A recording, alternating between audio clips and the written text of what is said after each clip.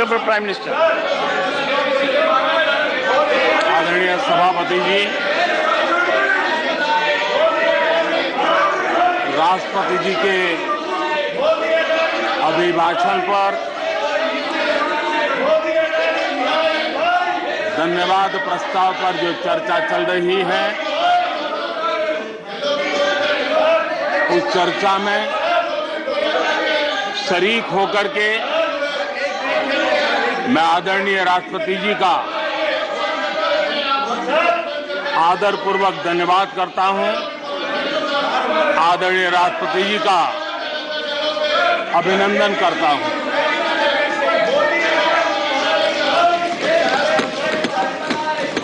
आदरणीय राष्ट्रपति जी दोनों सदनों को संबोधित करते हुए उन्होंने विकसित भारत का एक खाका और विकसित भारत के संकल्प के लिए एक रोड मैप को प्रस्तुत किया है। देश के लिए उनका ये जो कंट्रीब्यूशन है, जो मार्गदर्शन है, उसके लिए Nothing will go on record. Nothing will go on record.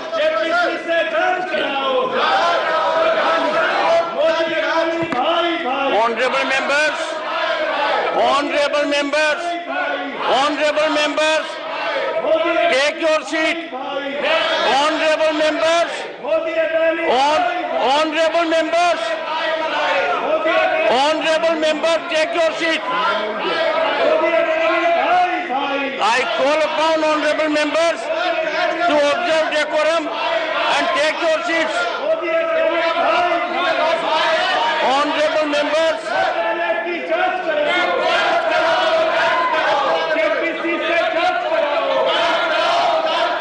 honorable members, take your seats. I will be called upon to name you. I will be called upon to name you. Take your seats. Take your seats. Honorable Prime.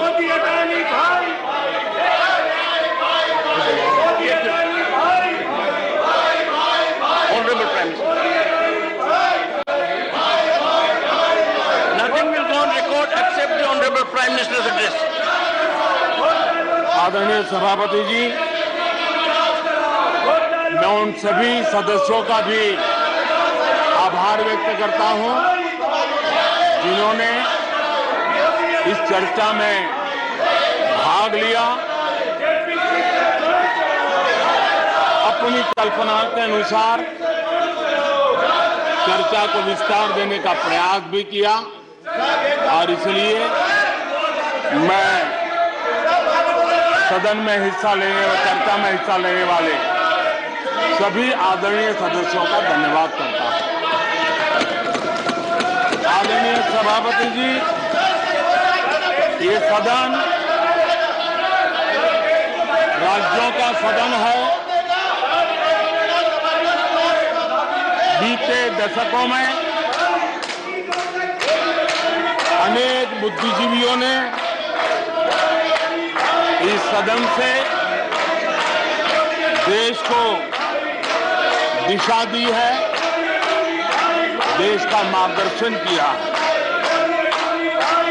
इस सदन में अनेक साथी ऐसे हैं जो अपने व्यक्तिगत जीवन में भी बहुत कुछ सिद्धियां प्राप्त की हुई हैं, अपने व्यक्तिगत जीवन में बहुत बड़े काम भी किए हुए हैं और इसलिए इस सदन में जो भी बात होती है उस बात को देश बहुत गंभीरता से सुनता है और देश उसे बहुत गंभीरता से लेता है। लेकिन आदरणीय सभापति जी, ये भी दुर्भाग्यपूर्ण है, इतने महत्वपूर्ण सदन में कुछ लोगों का व्यवहार कुछ लोगों की वाणी न सिर्फ सदन को लेकिन देश को निराश करने वाली रही।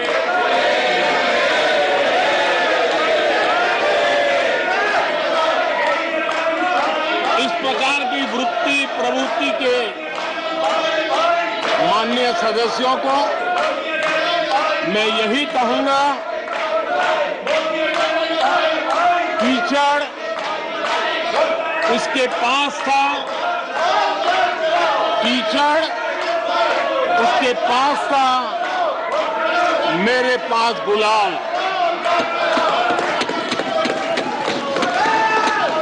कीचड़ उसके पास था, मेरे पास गुलाल। जो भी जिसके पास था उसने दिया उछाल।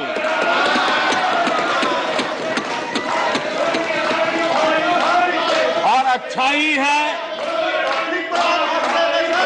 जितना कीचड़ उछालोगे कमल उतना ही ज्यादा खिलेगा।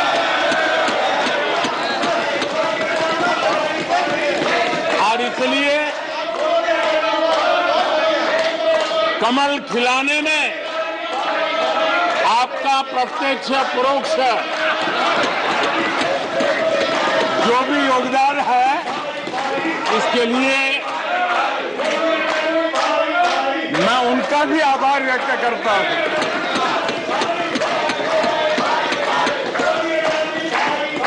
आदरणीय सभापति जी, कल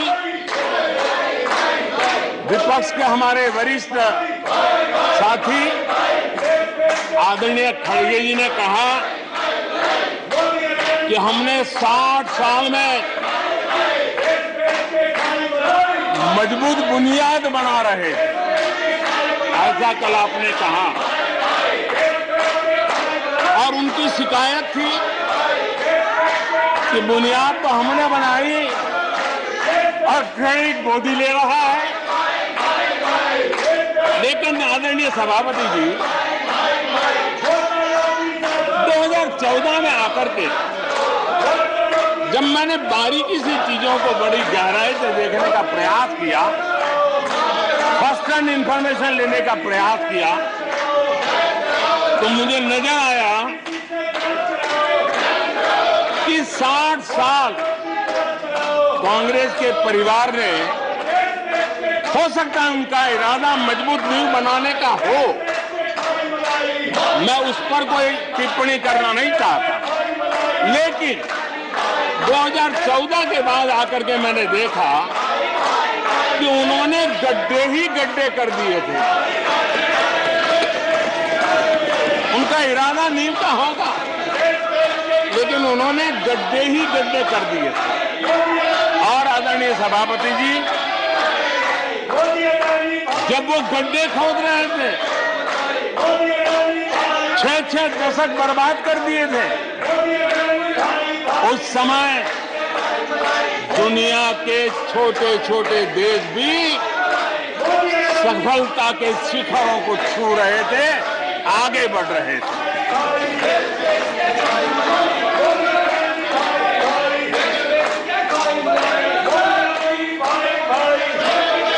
आदरणीय सभापति जी, उनका तो वो साल इतना अच्छा माहौल था कि पंचायत से लेकर के पार्लियामेंट तक उन्हीं की दुनिया चलती थी। इतना देश भी अनेक आशा अपेक्षाओं के साथ आंख बंद करके उनका समर्थन करता था। लेकिन उन्होंने इस प्रकार की कार्यशैली विकसित की, इस प्रकार का कल्चर विकसित किया कि जिसके कारण वे एक भी चुनौती का परमानेंट सॉल्यूशन करने का न कभी सोचा, न कभी उनको सूझा, न कभी उन्होंने प्रयास किया।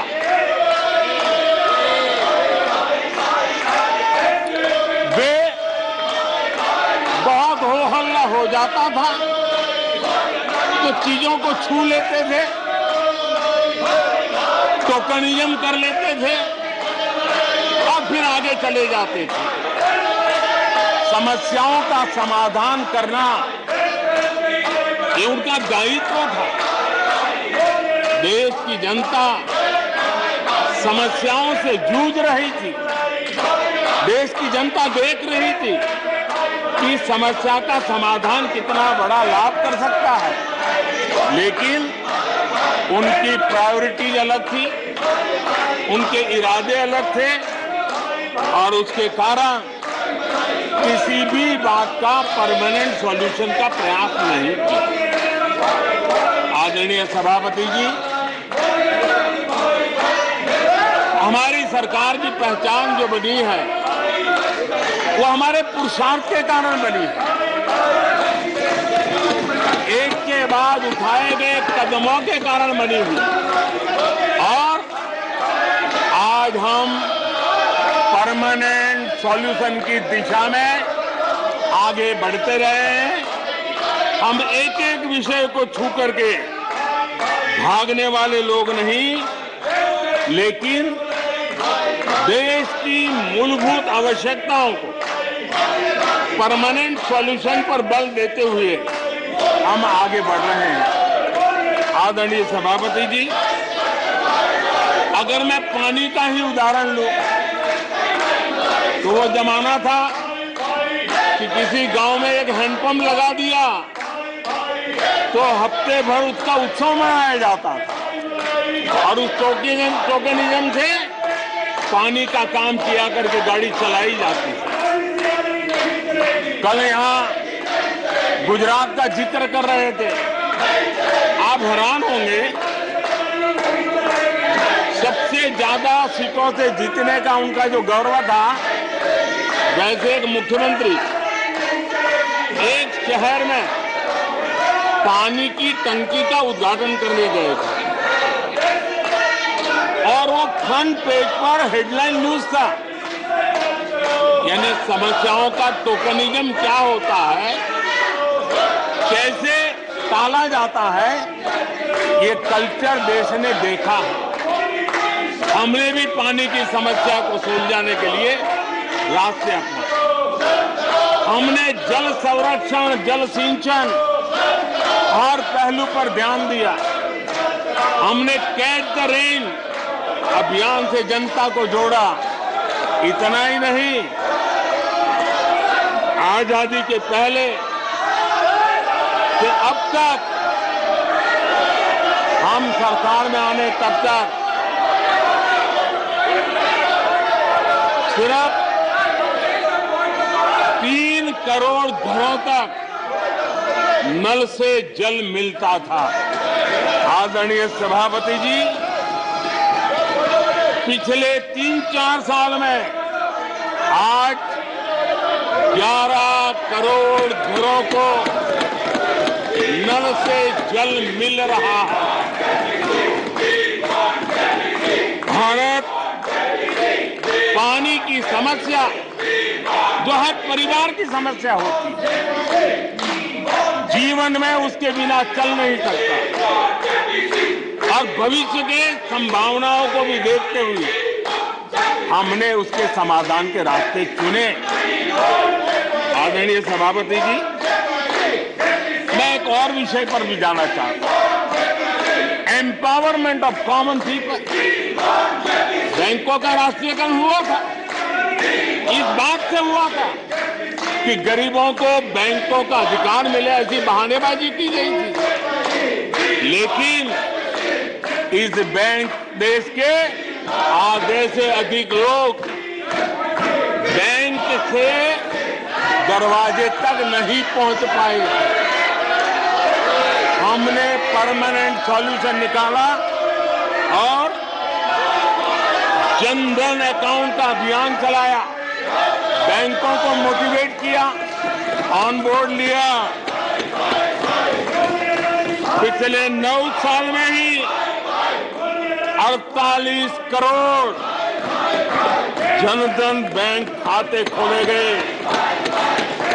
इसमें 32 करोड़ बैंक खाते ग्रामीण और कस्बों में हुए हैं, यानी देश के गांव तक प्रगति की मिसाल को ले जाने का प्रयास हुआ। कल खड़गे जी शिकायत कर रहे थे कि मोदी जी बार बार मेरे चुनावी क्षेत्र में आते हैं। वो कह रहे थे मोदी जी कलबुर्गी आ जाते हैं। मैं जरा खड़गे जी को कहना चाहता हूं, मैं आता हूं उसकी शिकायत करने से पहले ये भी तो देखो कि कर्नाटका में 1,70,00,000 जनधन बैंक अकाउंट खुले हैं।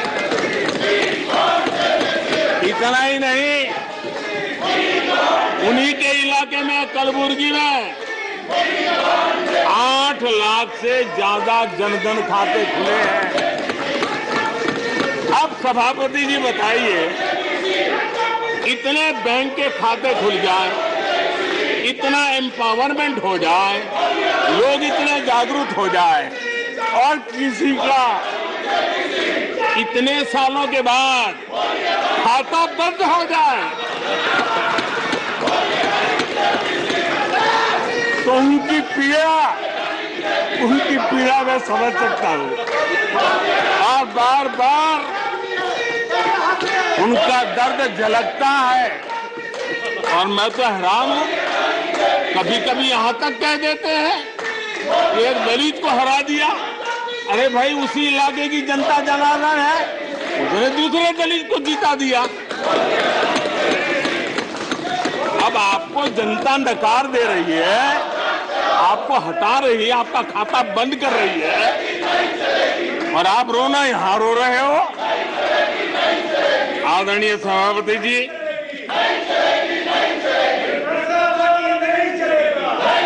जनधन, आधार, मोबाइल, ये जो त्रिशक्ति है और उसने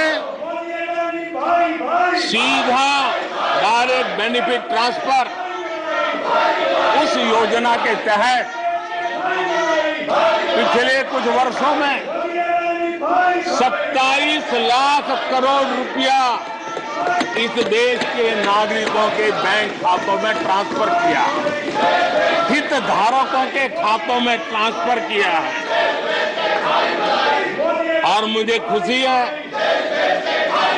कि डायरेक्ट बेनिफिट ट्रांसफर, ये टेक्नोलॉजी का उपयोग करने के कारण इस देश के 2 लाख करोड़ रुपए से ज्यादा पैसे जो किसी इकोसिस्टम के गलत हाथों में जाता था, वो बच गया है। देश की बहुत बड़ी सेवा की है। और मैं जानता हूं, जिस इकोसिस्टम के सागरिकों को, केले कपाटों को जो 2 लाख करोड़ की ऐसी फायदे मिलते रहते थे, उनका चिल्लाना भी बहुत स्वाभाविक है।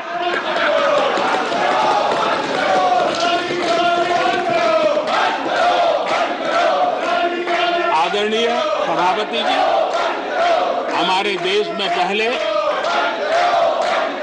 परियोजनाएं अटकाना, लटकाना, भटकाना, ये उनकी कार्य संस्कृति का हिस्सा बन गया था। यही उनका कार्य करने का तरीका बन गया था। ईमानदार टैक्स पेयर की गाढ़ी कमाई,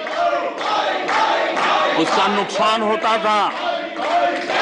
हमने टेक्नोलॉजी का प्लेटफॉर्म तैयार किया, पीएम गति शक्ति मास्टर प्लान लेकर के आए और 1600 लेयर में डेटा के माध्यम से इंफ्रास्ट्रक्चर को, प्रोजेक्ट्स को गति देने का काम हो रहा है।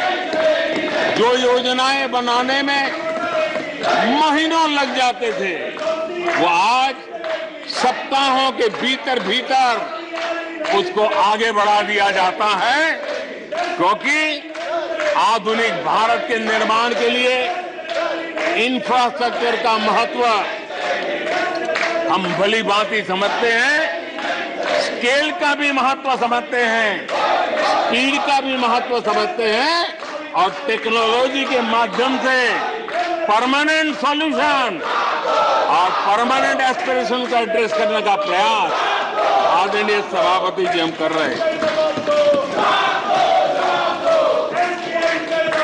आदरणीय सभापति जी, कोई भी जब सरकार में आता है तो देश के लिए कुछ करने के वादे करके आता है, जनता का कुछ भला करने के वादे करके आता है, लेकिन सिर्फ भावनाएं व्यक्त करने से बात बनती नहीं है।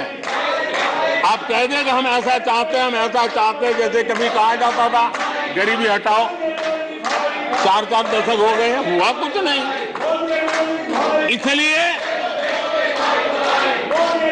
विकास की गति क्या है, विकास की नीयत क्या है, विकास की दिशा क्या है, विकास का प्रयास क्या है, परिणाम क्या है, ये बहुत मायने रखता है। सिर्फ आप कहते रहे कि हम भी कुछ करते थे, इतने से बात बनती नहीं है। आदरणीय सभापति जी, जबकि हम जनता को उनकी प्राथमिकताओं के आधार पर, उनकी आवश्यकताओं, और जब जनता की इतनी बड़ी आवश्यकताओं के लिए मेहनत करते हैं तो हम पर दबाव भी बढ़ता है, हमें मेहनत भी ज्यादा करनी पड़ती है, हमें परिश्रम भी ज्यादा करना पड़ता है। लेकिन हमने, जैसे महात्मा गांधी जी कहते थे, श्रेय और प्रेय, हमने श्रेय का रास्ता चुना है, प्रिय लग जाए आराम कर लें, वो रास्ता हमने नहीं चुना है। मेहनत करनी पड़ेगी तो करेंगे, दिन रात खपाना पड़ेगा तो खपाएंगे, लेकिन जनता जनार्दन के एस्पिरेशन को चोट नहीं पहुंचने देंगे और उसके एस्पिरेशन सिद्धियों में परिवर्तित हो जाए और देश विकास की यात्रा को पार करे, इसके लिए हम काम करते रहेंगे। इन सपनों को लेकर के चलने वाले हम लोग हैं और हमने वो करके दिखाया। आदरणीय सभापति जी, अब आप देखिए, देश आजाद हुआ तब से 2014 तक 14 करोड़ एलपीजी कनेक्शन थे और लोगों की मांग भी थी। लोग सांसदों के पास जाते थे कि हमें एलपीजी कनेक्शन मिल जाए, और उस समय 14 करोड़ घरों में था, डिमांड भी कम थी, प्रेशर भी कम था, आपको गैस लाने के लिए खर्चा भी नहीं करना पड़ता था, आपको गैस पहुंचाने के लिए व्यवस्था, आप भी मजे में, चलती भी गाड़ी, काम होता नहीं था, लोग इंतजार करते रहते थे। लेकिन हमने सामने से होकर के तय किया कि हर घर को एलपीजी कनेक्शन देंगे। हमें मालूम था कि हम कर रहे हैं, हमें मेहनत करनी पड़ेगी, हमें मालूम था हमें धन खर्च करना पड़ेगा, हमें मालूम था हमें दुनिया भर से गैस लाना पड़ेगा। ये सब दबाव की संभावना जानने के बावजूद भी हमारी प्राथमिकता मेरे देश का नागरिक था, हमारी प्राथमिकता हमारे देश के सामान्य लोग थे, और इसलिए हमने 32 करोड़ से ज्यादा परिवारों के पास गैस कनेक्शन पहुंचाए। नया इंफ्रास्ट्रक्चर खड़ा करना पड़ा, धन खर्चना पड़ा। आदरणीय सभापति जी, इस एक उदाहरण से आप समझ सकते हैं कि हमें कितनी मेहनत करनी पड़ी होगी, लेकिन हमने आनंद के साथ, संतोष के साथ, गर्व के साथ इस मेहनत को किया, और मुझे खुशी है कि सामान्य मानवी को उसका संतोष मिला। इससे बड़ा एक सरकार के लिए संतोष क्या हो सकता है। आदरणीय सभापति जी, आजादी के अनेक दशकों के बाद भी इस देश में 18,000 से ज्यादा गांव ऐसे थे जहां बिजली नहीं पहुंची थी, और ये गांव अधिकतर हमारे आदिवासी बस्ती के गांव थे, हमारे पहाड़ों पर जिंदगी गुजारने वालों के लोगों के गांव थे, जनजातीय से गांव थे, नॉर्थ ईस्ट के गांव थे। लेकिन ये उनके चुनाव के हिसाब किताब में बैठता नहीं था, इसलिए इनकी प्रायोरिटी नहीं था। हम जानते थे ये कठिन काम इन्होंने छोड़ दिए हैं। हमने कहा हम तो मक्खन पे लकीर करने वाले नहीं, पत्थर पे लकीर करने वाले लोग हैं। हम इस चुनौती को भी उठाएंगे, हम इस चुनौती को भी उठाएंगे। और हमने हर गांव में बिजली पहुंचाने का संकल्प उठाया। समय सीमा में 18,000 गांवों में बिजली पहुंचाई, और उस चुनौतीपूर्ण काम करने के पीछे गांवों में एक नई जिंदगी की अनुभूति हुई। उनका विकास तो हुआ, लेकिन सबसे बड़ी बात हुई, देश की व्यवस्था पर उनका विश्वास बढ़ा। और विश्वास बहुत बड़ी ताकत होती है। जब देश के नागरिकों का विश्वास बनता है, तब वो लाखों करोड़ों गुना एक सामर्थ्य में परिवर्तित हो जाता है। वो विश्वास हमने जीता है, और हमने मेहनत की, हमें मेहनत पड़ी। लेकिन मुझे खुशी है कि उन दूर दराज के गांवों को आजादी के इतने सालों के बाद नई आशा की किरण दिखाई दी, संतोष का भाव प्रकट हुआ, और वो आशीर्वाद आज हमें मिल रहे हैं। आदरणीय सभापति जी, पहले की सरकारों में कुछ घंटे बिजली आती थी, कहने को तो लगता था बिजली आ गई, गांव के बीच में खंभा डाल दिया तो हर साल उसकी संवत्सरी मनाते थे, फलानी तारीख को खंभा डाला गया था। बिजली तो आती नहीं थी। आज बिजली पहुंची इतना ही नहीं, औसत हमारे देश में 22 घंटे बिजली देने के प्रयास में हम सफल हुए। हमें इस काम के लिए नई ट्रांसमिशन लाइनें लगानी पड़ी, हमें नए ऊर्जा उत्पादन के लिए काम करना पड़ा, हमने सौर ऊर्जा की ओर जाना पड़ा, हमें रिन्यूएबल एनर्जी का नए क्षेत्र खोजने पड़े। हमने लोगों को उनके भाग्य पर नहीं छोड़ दिया, राजनीतिक फायदे घाटे की बात नहीं सोची। हमने देश का आने वाली कल उज्जवल बनाने का रास्ता चुना। हमने खुद के लिए दबाव बढ़ाया, लोगों की मांग बढ़ने लगी, दबाव बढ़ने लगा। हमने मेहनत वाला रास्ता चुना, और इसके नतीजे आज देश देख रहा है। देश ऊर्जा के क्षेत्र में प्रगति की ऊंचाइयों को प्राप्त कर रहा है। आदरणीय सभापति जी,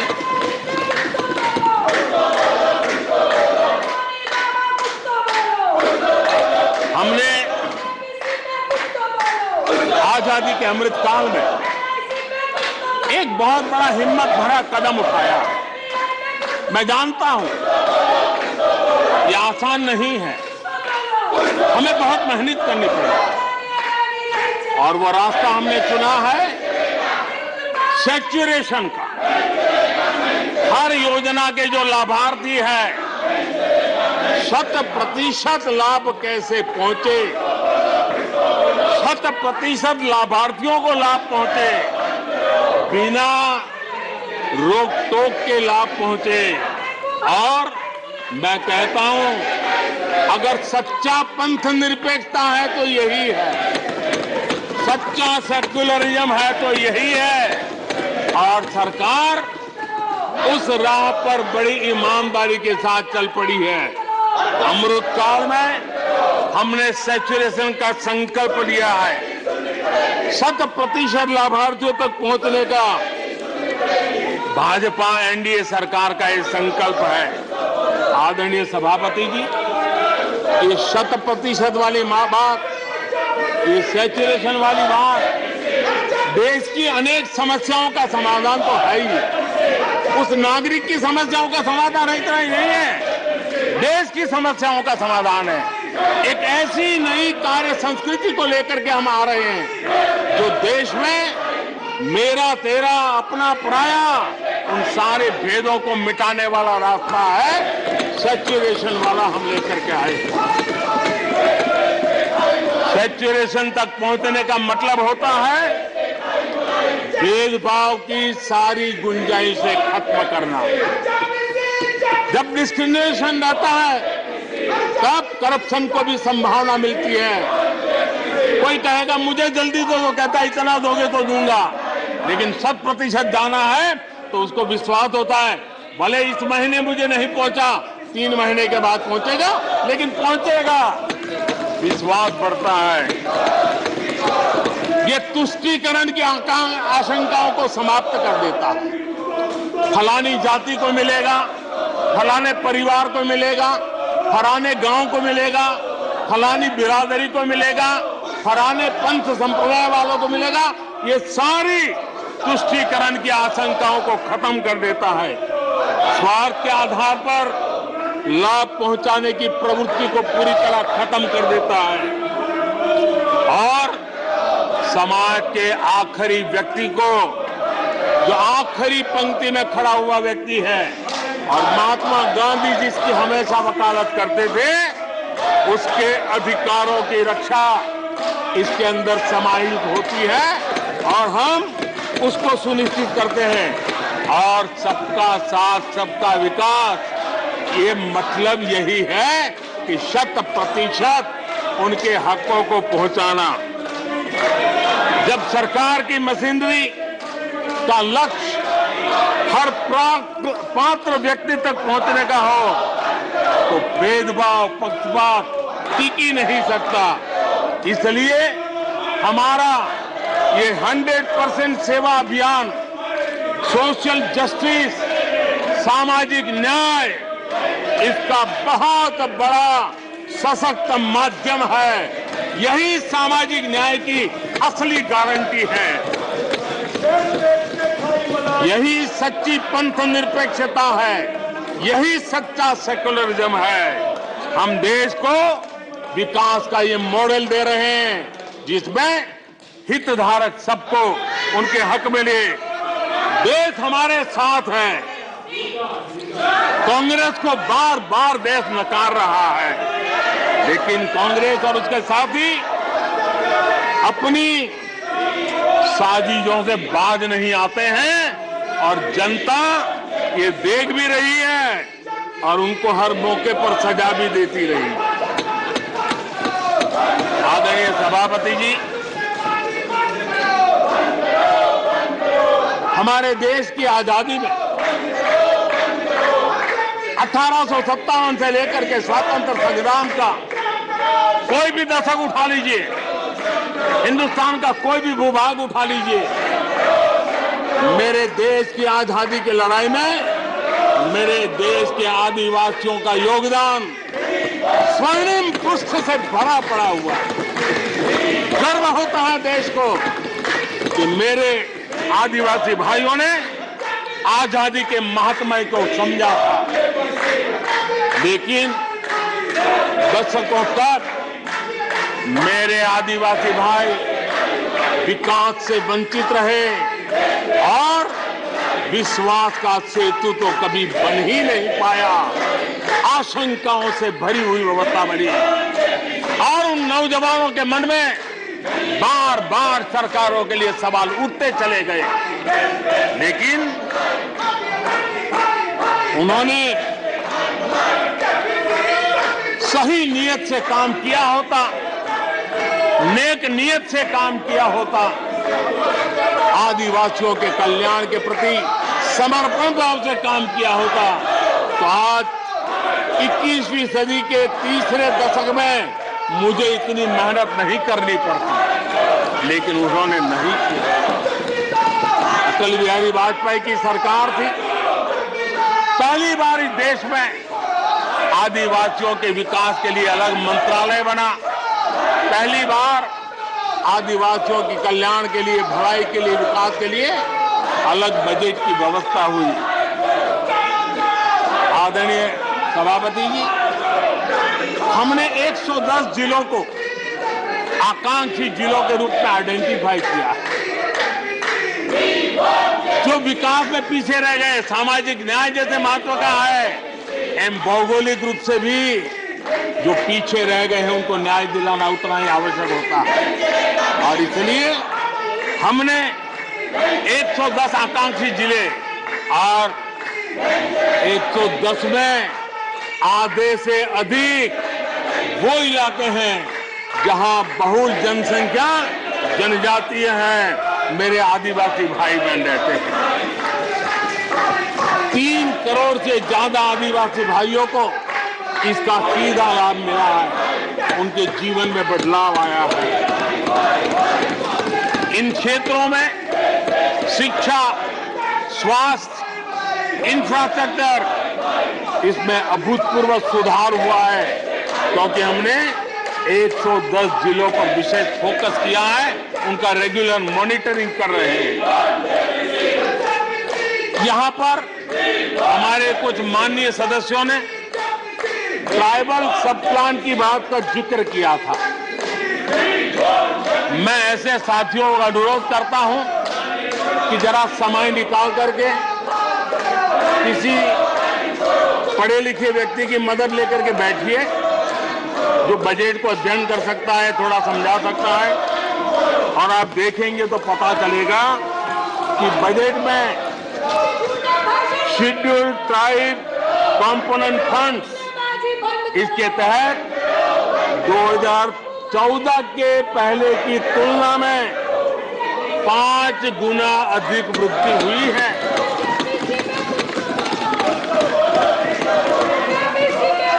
आदरणीय सभापति जी, 2014 के पहले जब उनकी सरकार थी, तब एलोकेशन 20-25 हजार करोड़ रुपए के आसपास रहता था। बहुत पुरानी बात नहीं है, सिर्फ 20-25 हजार करोड़ रुपए। आज यहां आकर के गीत गा रहे हैं। हमने आकर के इस वर्ष 1,20,000 करोड़ का प्रावधान किया। हमने बीते 9 वर्षों में हमारे आदिवासी, हमारे जनजातीय भाई बहनों के उज्जवल भविष्य के लिए और बच्चों के उज्जवल भविष्य के लिए 500 नए एकलव्य मॉडल स्कूल स्वीकृत किए हैं, और ये 4 गुना ज्यादा बढ़ोतरी है। इतना ही नहीं, स्कूलों में टीचर, स्टाफ, इस बार हमने 38,000 नए लोगों के रिक्रूटमेंट का, हमने भर्ती का इस बजट में प्रावधान किया। आदिवासियों के कल्याण के लिए समर्पित हमारी सरकार ने, मैं जरा आपको फॉरेस्ट राइट एक्ट की बात की तरफ ले जाना चाहता हूं। आदरणीय सभापति जी, देश आजाद होने से लेकर हमारे आने से पहले, 2014 के पहले, आदिवासी परिवारों को 14 लाख जमीन के पट्टे दिए गए। पिछले 7-8 वर्षों में हमने 7 लाख नए पट्टे दिए। यह अभूतपूर्व काम हुआ है। हमारे आने से पहले 23,000 सामुदायिक पट्टे दिए गए थे, 23,000। हमारे आने के बाद 80,000 से अधिक सामुदायिक पट्टे दिए गए हैं। लिप सिंपैथी बता करके आदिवासियों की भावनाओं के साथ खेलने के बजाय अगर कुछ किया होता तो आज मुझे इतनी मेहनत न करनी पड़ती और ये काम पहले आराम से हो जाता, लेकिन ये उनकी प्रायोरिटी में नहीं था। आदरणीय सभापति जी, इनकी अर्थनीति, उनकी समाज नीति, उनकी राजनीति वोट बैंक के आधार पर ही चलती रही और उसके कारण समाज की जो बेसिक ताकत होती है,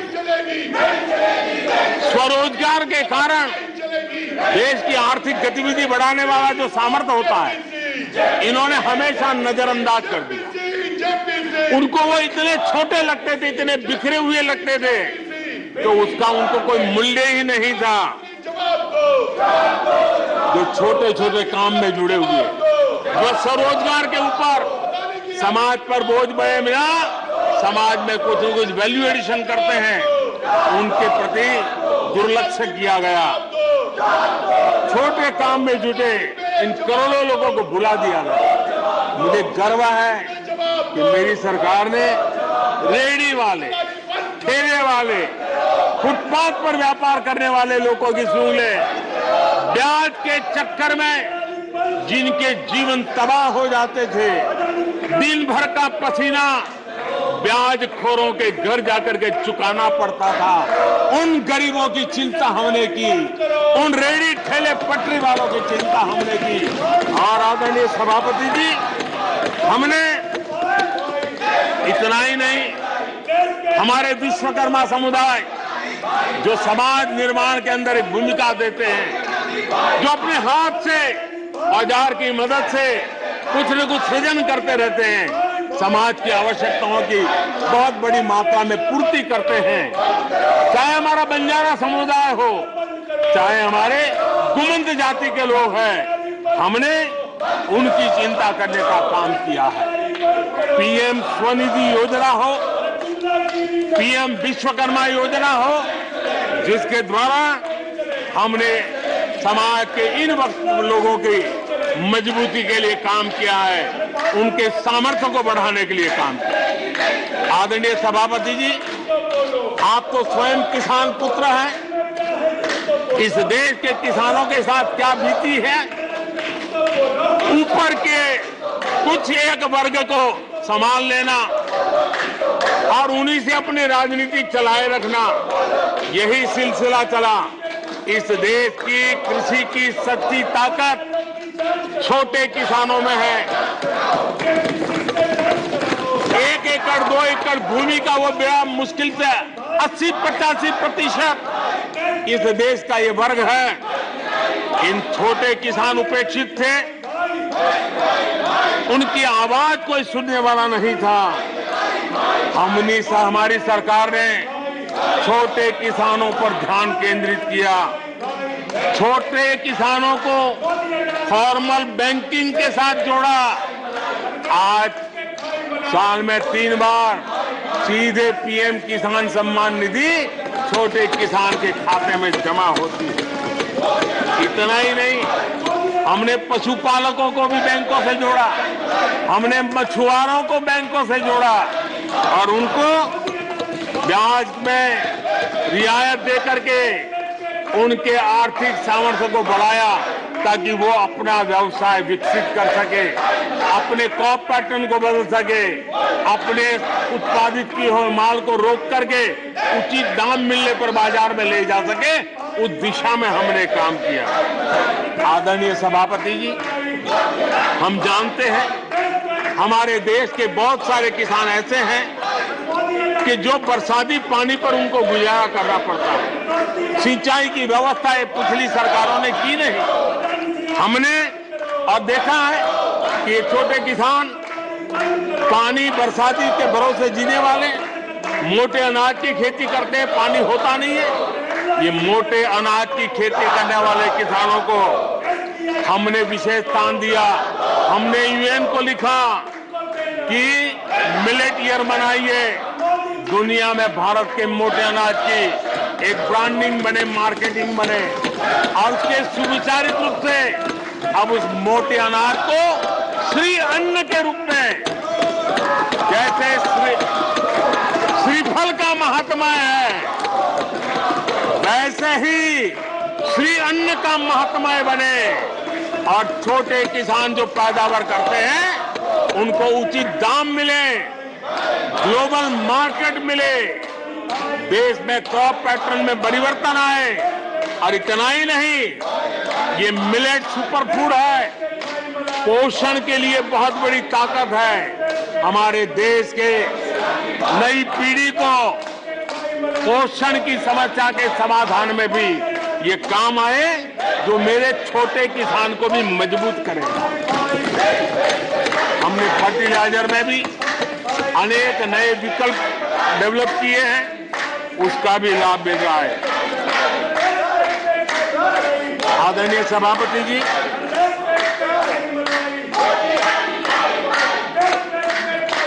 हमें बड़े कन्विक्शन के साथ मैं मानता हूं कि जब निर्णय प्रक्रिया में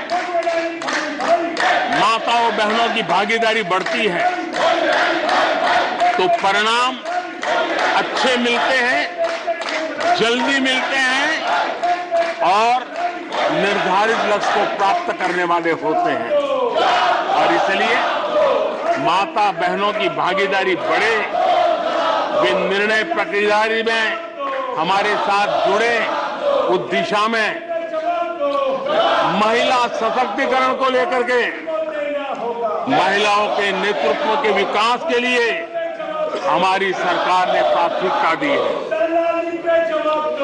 सदन में हमारे एक माननीय सदस्य ने कहा कि महिलाओं को टॉयलेट देने से क्या महिलाओं का विकास हो जाएगा? हो सकता है उनका ध्यान सिर्फ टॉयलेट पे गया हो, वो उनकी कठिनाई होगी, लेकिन मैं जरा बताना चाहता हूं, मुझे इस बात का गर्व है और मैं गर्व अनुभव करता हूं क्योंकि मैं राज्य में रह करके आया हूं, मैंने गांव में जिंदगी गुजार कर आया हूं। मुझे गर्व है कि 11 करोड़ शौचालय बना करके मैंने मेरी माताओं बहनों को इज्जत कर दिया है। मुझे इस बात का गर्व है। हमारी माताओं बहनों, हमारी बेटियों के जीवन चक्र की तरफ जरा नजर करें। हमारी सरकार माताओं बहनों के सशक्तिकरण के लिए कितनी संवेदनशील है, उसकी तरफ मैं जरा ध्यान आकर्षित करना चाहता हूं। और जिनको सिर्फ टॉयलेट पे ही सोच अटक गई थी, वो जरा कान खुल करके सुने ताकि आगे जाकर ये बताने में उनको सुविधा होगी। गर्भावस्था के दौरान शिशु को पौष्टिक खाना मिले, इसके लिए हमने मातृ वंदना योजना चलाई और इसके लिए प्रेगनेंसी के समय महिला के बैंक खाते में सीधा पैसा जाए ताकि उसको पोषण से उसके गर्भ में जो बच्चा है उसके स्वास्थ्य को भी लाभ हो। हमारे यहाँ माता मृत्यु दर, शिशु मृत्यु दर, इस गंभीर समस्या से मुक्ति का एक उपाय इंस्टीट्यूशनल डिलीवरी, हमारे गरीब से गरीब मां की इंस्टीट्यूशनल डिलीवरी हो, शिशु का जन्म अस्पताल में हो, इसके लिए हमने धन भी खर्च करना तय किया और व्यापक अभियान भी चलाया और उसके सुफल दिखाई भी दे रहे हैं। हम जानते हैं किसी न किसी मानसिक विकृति के कारण बेटियों को मां के कोख में ही मारने की प्रवृत्ति बढ़ गई थी। ये समाज के लिए कलंक था। हमने बेटी बचाओ अभियान चलाया और आज मुझे खुशी है कि बेटे जन्म लेते हैं उसकी तुलना में बेटियों की संख्या बढ़ रही है। ये हमारे लिए संतोष का विषय है। हमने बेटियों की रक्षा का काम किया है। बेटी जब बड़ी होकर स्कूल जाए और शौचालय के अभाव में 5वीं 6वीं कक्षा में आते आते स्कूल छोड़ दें। हमने उस चिंता को भी किया और स्कूलों में बच्चियों के लिए अलग टॉयलेट बनाए ताकि मेरी बच्चियों को स्कूल छोड़ना न पड़े। ये हमने चिंता की। बेटी की शिक्षा जारी रहे और इसलिए हमने सुकन्या समृद्धि योजना, जिसमें अधिक ब्याज दे करके बेटियों को सुरक्षित शिक्षा की व्यवस्था का प्रबंध किया ताकि परिवार भी उनको प्रोत्साहन दे। बेटी बड़ी होकर अपना काम करने के लिए बिना गारंटी मुद्रा योजना से लोन ले सके, अपने पैरों पे खड़ी हो सके। और मुझे खुशी है कि मुद्रा योजना के लाभार्थियों में 70% हमारी माताएं बेटियां हैं। हमने ये काम किया है। मां बनने के बाद भी नौकरी जारी रख सके, इसके लिए मातृत्व अवकाश में हमने वृद्धि की है। वो डेवलप कंट्रियों से भी कभी कभी ज्यादा है। ये काम हमने किया है। बेटियों के लिए हमने सैनिक स्कूल खोल दिए हैं। आदरणीय सभापति जी, आप तो स्वयं सैनिक स्कूल के विद्यार्थी रहे हैं। बेटियों को वहां एंट्री नहीं थी, वो काम भी हमने कर दिया। आज सैनिक स्कूलों में मेरी बेटियां पढ़ रही हैं। इतना ही नहीं, हमारी बेटियां अबला नहीं सबला है। वो सेना में जाना चाहती है, अफसर बनना चाहती है। हमने हमारी बेटियों को सेना के दरवाजे भी खोल दिए हैं। और आज गर्व होता है सियाचिन में मेरे देश की कोई बेटी मां भारती की रक्षा करने के लिए तैनात होती है। बेटी को गांव में कमाई के अवसर मिले और इसके लिए हमने विमेन सेल्फ हेल्प ग्रुप, उसको एक नई ताकत दी, वैल्यू एडिशन किया और बैंकों से मिलने वाली उनकी रकम में बहुत बड़ा इजाफा किया। और इसलिए वो भी हमने उनकी प्रगति के लिए हमारी माताओं, बेटियों को, बहनों को लकड़ी के धुएं से जिंदगी में मुसीबतें झेलनी न पड़े, इसलिए हमने उज्ज्वला योजना से गैस का कनेक्शन दिया। हमारी माताओं, बहनों को, बेटियों को पीने का पानी के लिए जूझना न पड़े, 2-2, 4-4 किलोमीटर तक जाना न पड़े। हमने नल से घर तक पानी पहुंचाने का अभियान चलाया ताकि मेरी माताओं, बेटों को, बेटियों को, बहनों को, बेटियों को अंधेरे में गुजारा न करना पड़े।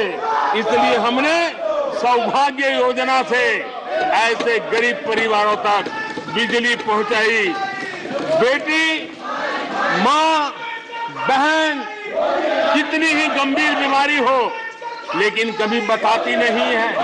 उसको चिंता रहती है कि कहीं बच्चों पे कर्ज हो जाएगा, परिवार पर बोझ हो जाएगा। वो पीड़ा सहती है लेकिन अपने बच्चों को अपनी बीमारी के विषय में नहीं बताती है। उन माताओं, बहनों को आयुष्मान कार्ड दे करके अस्पताल में बड़ी से बड़ी बीमारी से मुक्ति का रास्ता हमने खोल दिया है। आदरणीय सभापति जी, बेटी का संपत्ति पर अधिकार हो, इसलिए हमने सरकार की तरफ से जो आवाज देते हैं उसमें बेटी के राइट को निश्चित किया, उसके नाम पर प्रॉपर्टी करने का काम किया। हमने महिला सशक्तिकरण के लिए हमारी माताओं, बहनों को जो भी छोटी मोटी बचत कर ले, मुसीबत झेल करके बचत करना माताओं, बहनों का स्वभाव होता है और वो घर में अनाज के डिब्बे में पैसे रख करके गुजारा करती है। उस मुसीबत में निकाल के हमने उसको जनधन के खाते दे दिए, बैंक में पैसा जमा करे, इसकी व्यवस्था कर दी। और आदरणीय सभापति जी, इस बजट सत्र के लिए तो गर्व की बात है कि बजट सत्र का प्रारंभ महिला राष्ट्रपति के द्वारा होता है और बजट सत्र का विधिवत प्रारंभ महिला वित्त मंत्री के अवसर पर होता है। देश में ऐसा संयोग पहले कभी नहीं आया जो आज आया है और हमारा तो प्रयास रहेगा कि ऐसे शुभ अवसर आगे भी देखने को मिले।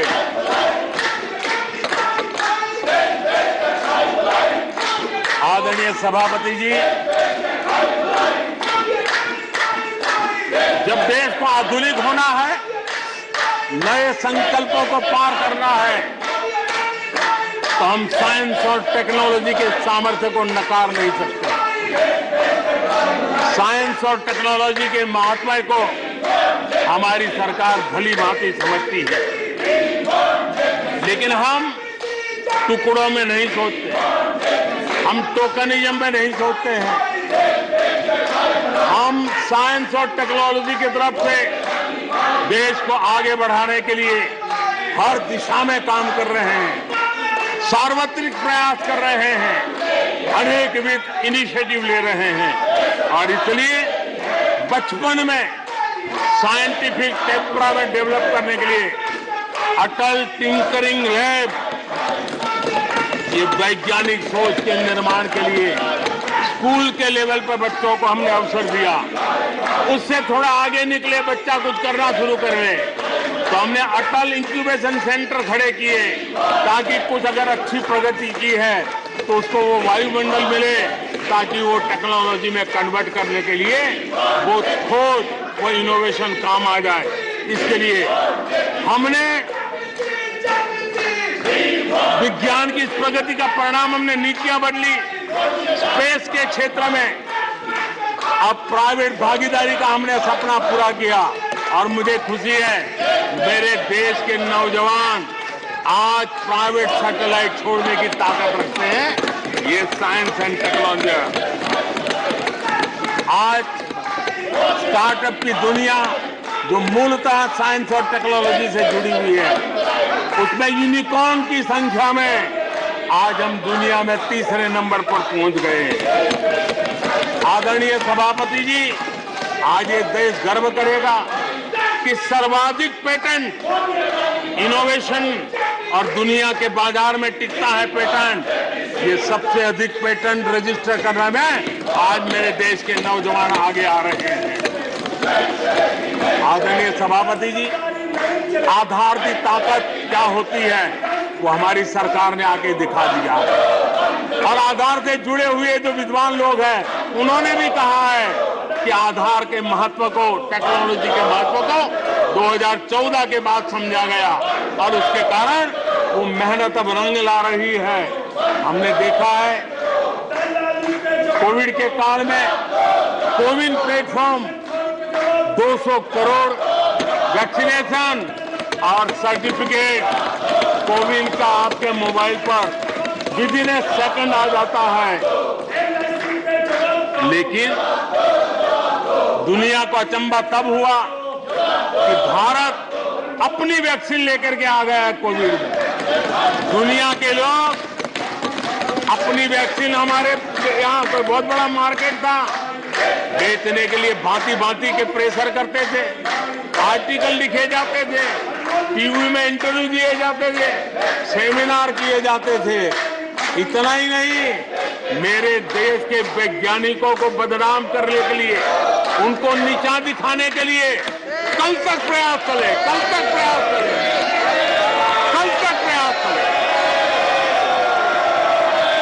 और मेरे ही देश के वैज्ञानिकों ने आज दुनिया में जिसको स्वीकृति मिली है ऐसी वैक्सीन से, मेरे देशवासियों का ही नहीं 150 देशों के लोगों की आवश्यकताओं को पूरी किया। ये विज्ञान के विरोधी लोग, ये टेक्नोलॉजी के विरोधी लोग,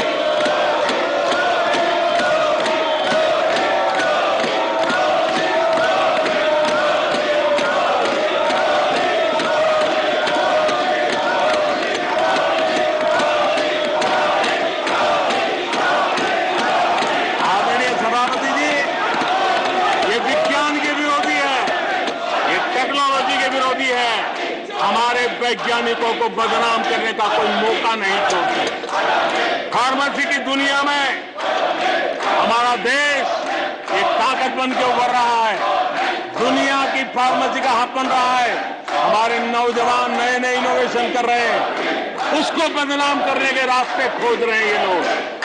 उनको देश की चिंता नहीं है, अपने राजनीतिक उठापटक की चिंता है। ये दुर्भाग्य है देश का।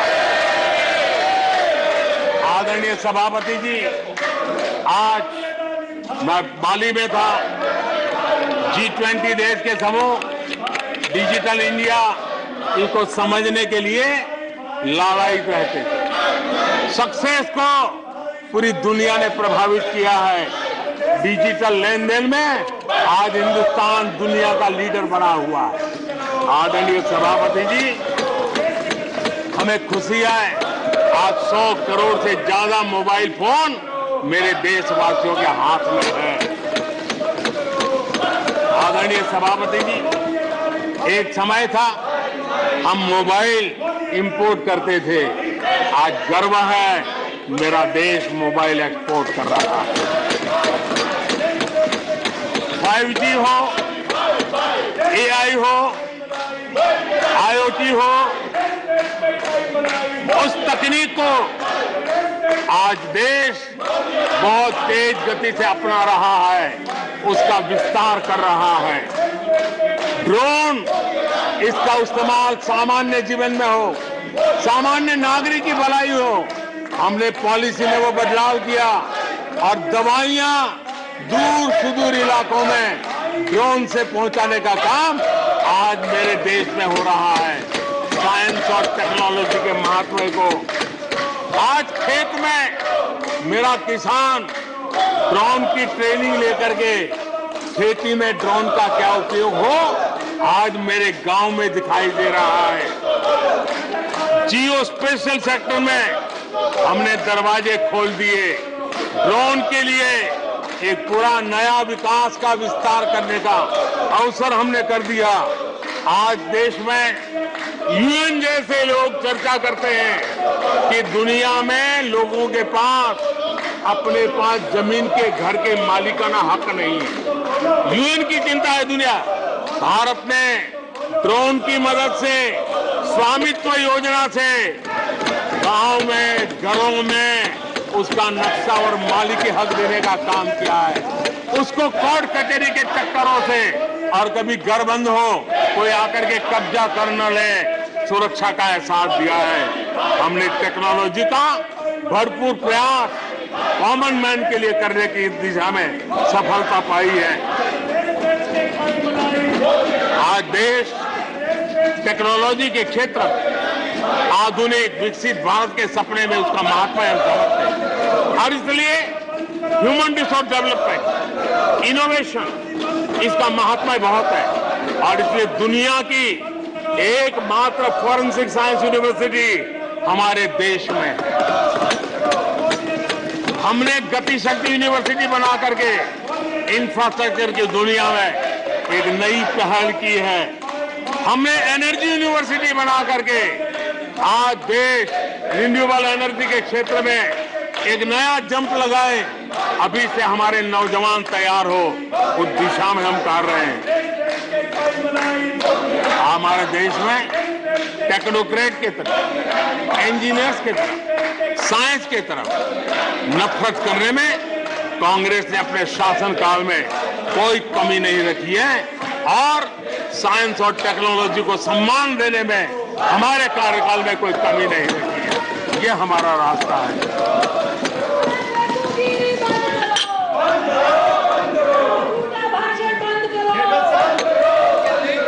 आदरणीय सभापति जी, यहाँ रोजगार की भी चर्चा हुई। मैं हैरान हूं कि जो अपने आप को सबसे लंबे समय तक सार्वजनिक जीवन का दावा करते हैं, इनको ये मालूम नहीं है कि नौकरी और रोजगार में फर्क होता है। जिनको नौकरी और रोजगार का फर्क समझ नहीं है, वो हमें उपदेश दे रहे हैं। आदरणीय सभापति जी, नए नए नैरेटिव गढ़ने के लिए आधी अधूरी चीजों को पकड़ करके झूठ फैलाने के प्रयास हो रहे हैं। भाषण नहीं चलेगा। बीते 9 वर्ष में अर्थव्यवस्थाओं का जो विस्तार हुआ है, नए सेक्टर्स में रोजगार की नई संभावनाएं बनी। आज ग्रीन इकोनॉमी में देश जिस प्रकार से आगे बढ़ रहा है, उसने ग्रीन जॉब की बहुत बड़ी संभावनाएं धरती पर उतार करके दिखाई है और अधिक संभावनाएं बनी हुई है। डिजिटल इंडिया के विस्तार से डिजिटल इकोनॉमी, उसका भी एक नया क्षेत्र। आज सर्विस सेक्टर में डिजिटल इंडिया एक नई बुलंदी पर है। 5 लाख कॉमन सर्विस सेंटर, गांव के अंदर एक कॉमन सर्विस सेंटर में 2-2, 5-5 लोग रोजी रोटी कमाते हैं। और दूर सुदूर जंगलों के छोटे छोटे गांव में भी कॉमन सर्विस सेंटर में आज हमारे देश की आवश्यक सेवाएं गांव के लोगों को एक बटन पर उपलब्ध हो, ये व्यवस्था हुई है। डिजिटल इकोनॉमी ने अनेक नए रोजगार की संभावनाएं पैदा की। आदरणीय सभापति जी, 90,000 रजिस्टर्ड स्टार्टअप, इसमें भी रोजगार के नए द्वार खोले हैं। अप्रैल से नवंबर 2022 के दौरान ईपीएफओ पेरोल में 1 करोड़ से अधिक लोग जोड़े गए हैं। 1 करोड़ से अधिक लोग। आदरणीय सभापति जी, आत्मनिर्भर भारत रोजगार योजना, इसके जरिए 60 लाख से अधिक नए कर्मचारियों का लाभ हुआ है। आत्मनिर्भर भारत अभियान के तहत हमने अपने उद्यमियों के लिए स्पेस, डिफेंस, ड्रोन, माइनिंग, कोल, अनेक क्षेत्रों को खोला है, जिसके कारण रोजगार की संभावना में नई गति आई है। और देखिए, हमारे नौजवानों ने इन सारे कदमों का आगे आकर के अवसर लिया, उठाया है, उसका फायदा। आदरणीय सभापति जी, रक्षा के क्षेत्र में यह देश आत्मनिर्भर बने, ये देश के लिए बहुत आवश्यक है। मुझे खुशी है कि रक्षा के क्षेत्र आत्मनिर्भरता का मिशन लेके हम चले। आज 350 से ज्यादा निजी कंपनियां रक्षा के क्षेत्र में आई है और करीब 1 लाख करोड़ रुपए का एक्सपोर्ट रक्षा के क्षेत्र में मेरा देश कर रहा है।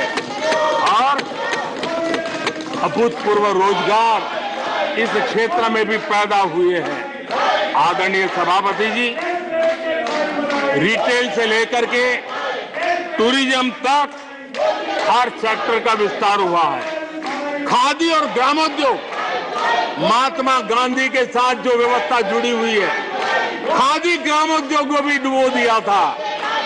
आजादी के बाद सर्वाधिक खादी ग्रामोद्योग के रिकॉर्ड तोड़ने का काम हमारे कालखंड में हुआ है।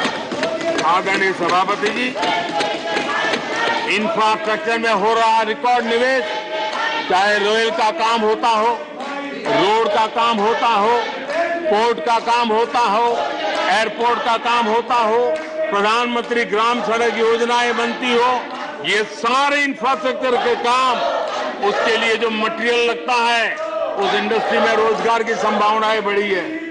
हर जगह निर्माण कार्य के अंदर मजदूर से लेकर मैकेनिक तक हर प्रकार के रोजगार की संभावनाएं, इंजीनियर से लेकर के श्रमिक तक हर किसी के लिए रोजगार के नए अवसर बने हैं। और उसी के कारण यूथ विरोधी नीति लेकर के चले हुए लोगों को आज यूथ नकार रहा है और यूथ के भलाई के लिए हम जिन नीतियों को लेकर के चल रहे हैं, इसको आज देश स्वीकार कर रहा है। आदरणीय सभापति जी, यहां भी ये भी कहा गया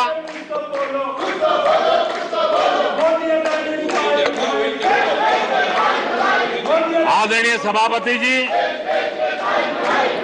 यहां ये भी कहा गया कि सरकार की योजनाओं को उनके नामों को लेकर के आपत्ति उठाई।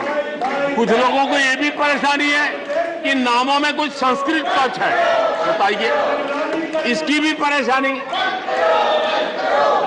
आदरणीय सभापति जी, मैंने किसी अखबार में पढ़ा था, मैं कोई वेरीफाई तो नहीं किया है, और रिपोर्ट कह रही थी 600 जितनी सरकारी योजनाएं सिर्फ गांधी नेहरू परिवार के नाम पे है।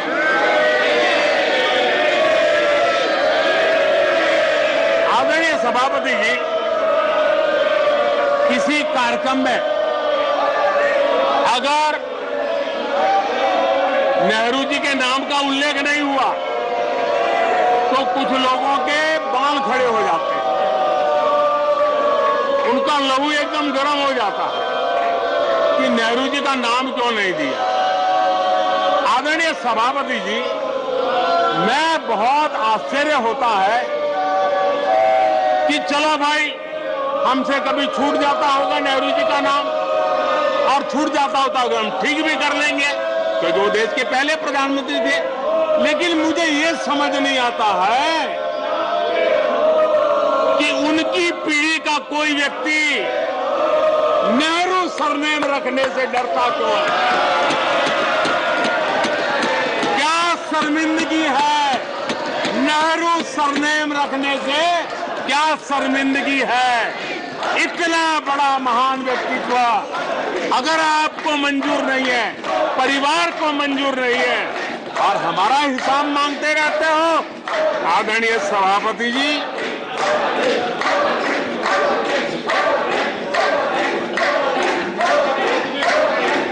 कुछ लोगों को समझना होगा, ये सदियों पुराना देश सामान्य मानवी के पसीने और पुरुषार्थ से बना हुआ देश, जन जन की पीढ़ियों की परंपरा से बना हुआ देश है। ये देश किसी परिवार की जागीर नहीं है।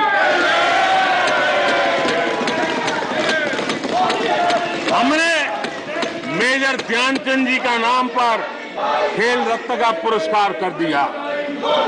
अंडमान में नेताजी सुभाष के नाम पर, स्वराज के नाम पर हमने द्वीपों का नामकरण किया। हमें गर्व हो रहा है। नेताजी सुभाष बोस के योगदान के लिए देश गर्व करता है, हम गर्व करते हैं। इतना ही नहीं, जो लोग आए दिन हमारे देश की सेना को नीचा दिखाने का मौका नहीं छोड़ते, हमने इन द्वीपों को परमवीर चक्र प्राप्त करने वाले सेनानियों के नाम कर दिया। आने वाली सदियों तक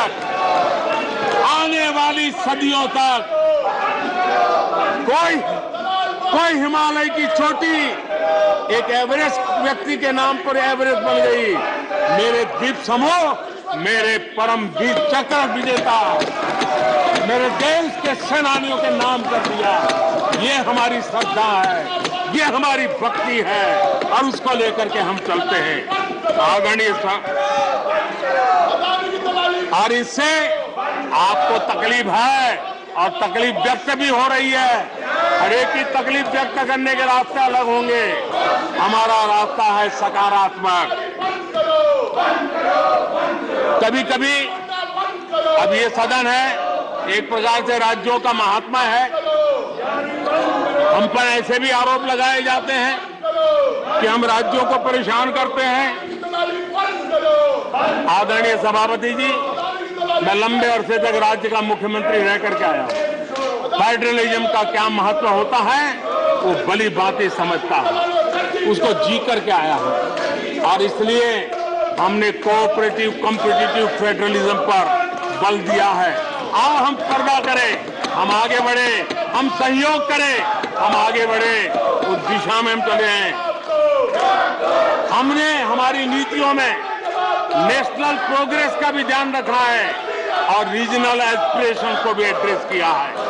national progress and regional aspiration, इसका परफेक्ट कॉम्बिनेशन हमारी नीतियों में दिखा है, क्योंकि हम सब मिलकर के 2047 तक एक विकसित भारत का सपना पूरा करने के लिए चल पड़े।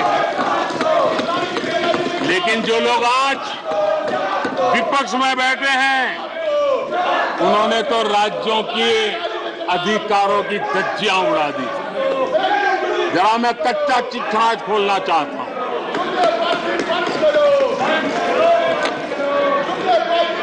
जरा इतिहास उठा करके देख लीजिए, वो कौन पार्टी थी, वो लोग कौन सत्ता में बैठे थे जिन्होंने आर्टिकल 356 का सबसे ज्यादा दुरुपयोग किया।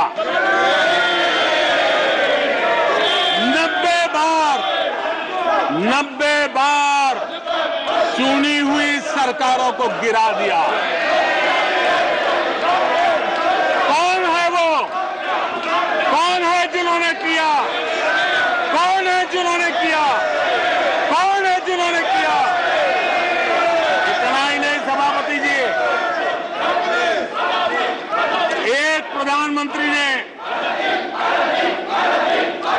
आर्टिकल 356 का 50 बार उपयोग किया, आधी सेंचुरी कर दी। वो नाम है श्रीमती इंदिरा गांधी का। 50 बार सरकारों को गिरा दिया। केरल में आज जो लोग इनके साथ खड़े हैं, जरा याद कर लीजिए, थोड़ा बार माइक लगा दीजिए। केरल में वामपंथी सरकार चुनी गई, जिसे पंडित नेहरू पसंद नहीं करते थे। कुछ ही कालखंड के अंदर चुनी हुई पहली सरकार को गढ़ते थे। आज आप वहां खड़े हैं, आपके साथ क्या हुआ था जरा याद कीजिए। आदरणीय सभापति जी, जरा डीएमके के मित्रों को भी बताता हूं, तमिलनाडु में एमजीआर और करुणानिधि जैसे दिग्गजों की सरकारें, उन सरकारों को भी इन्हीं कांग्रेस वालों ने बर्खास्त कर दिया।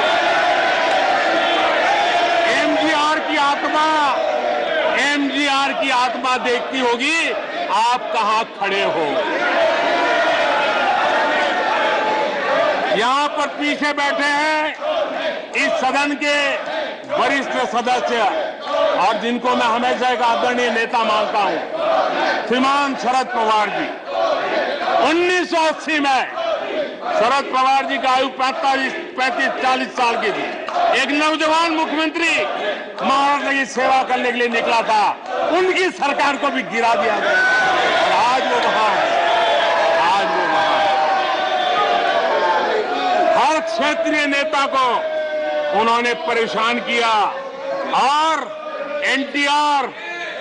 एनटीआर के साथ क्या किया? यहां कुछ लोग आज कपड़े बदले होंगे, नाम बदला होगा, ज्योतिषियों की सूचना के अनुसार नाम बदला होगा, लेकिन कभी वो भी उनके साथ थे। वो एनटीआर की सरकार को, और वो तबीयत के लिए अमेरिका गए थे, अपने हेल्थ के लिए गए थे। आपने एनटीआर की सरकार को गिराने का प्रयास किया। ये कांग्रेस की राजनीति का स्तर था। आदरणीय सभापति जी, अखबार निकाल के देख लीजिए, हर अखबार लिखता था कि राजभवनों को कांग्रेस के दफ्तर बना दिए गए हैं, कांग्रेस के हेडक्वार्टर बना दिए गए। 2005 में झारखंड में एनडीए के पास ज्यादा सीटें थी, लेकिन गवर्नर ने यूपीओ को शपथ के लिए बुला लिया था। 1982 में हरियाणा में भाजपा और देवीलाल के पास प्री पोल उनका एग्रीमेंट था, उसके बावजूद भी गवर्नर ने कांग्रेस की सरकार के लिए निमंत्रण कर दिया था।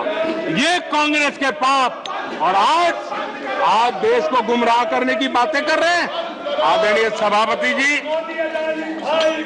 मैं एक बात को जानना चाहता हूं, मैं एक गंभीर विषय की ओर अब ध्यान देना